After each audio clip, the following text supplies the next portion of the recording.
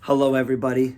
Pastor Mike here with some of my friends from Mundelein High School, and we are meeting together and we are talking about generosity. Last week was celebration, and we did a lot of celebration on Sunday, but then I didn't even preach. I was supposed to preach last week on generosity. We didn't get to it because everyone was talking so much. I love that. So now this week is generosity. Generously meet needs is what we're talking about in the sermon. How is our church trying to generously meet needs in the community? That's what we'll talk about. But I want us to try to figure out what in the world is generosity. It's kind of a weird word, maybe. So I've got some friends here to just give me some thoughts about when I say the word generous or generosity, what do you think of?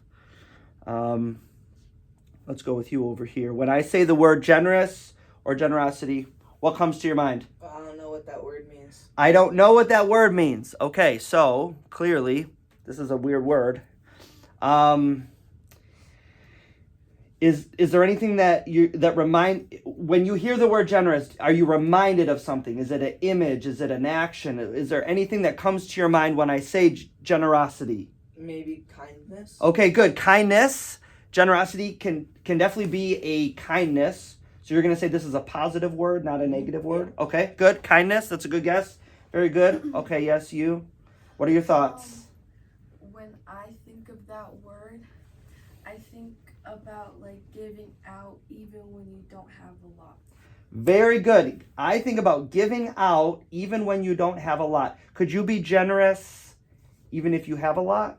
Yeah. But you're thinking about not having a lot, yet I'm going to give to somebody else. Yeah. That feels more generous. Mm-hmm. Very good. Okay, good. Yes, Sebastian, what are your thoughts, man? I think exactly the same thing. I think generosity is about giving, especially when you don't have anything yourself. You Yes. give out to the people. Let me ask you, I'll put you on the spot.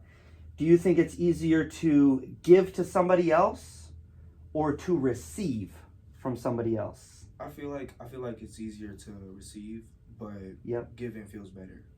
Morally. Giving feels better. Maybe it's a little bit easier to receive. I know for me, sometimes I don't want to admit that I need something, so I don't want to ask, right? That feels weird to like, hey, I need $1.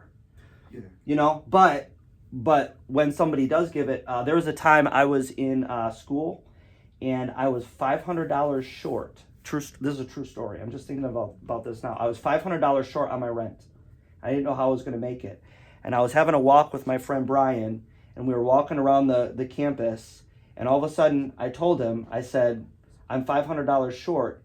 He had, no joke, a $500 check in his pocket that he pulled out, that he felt like somebody was going to need $500, and he gave that to me in that moment.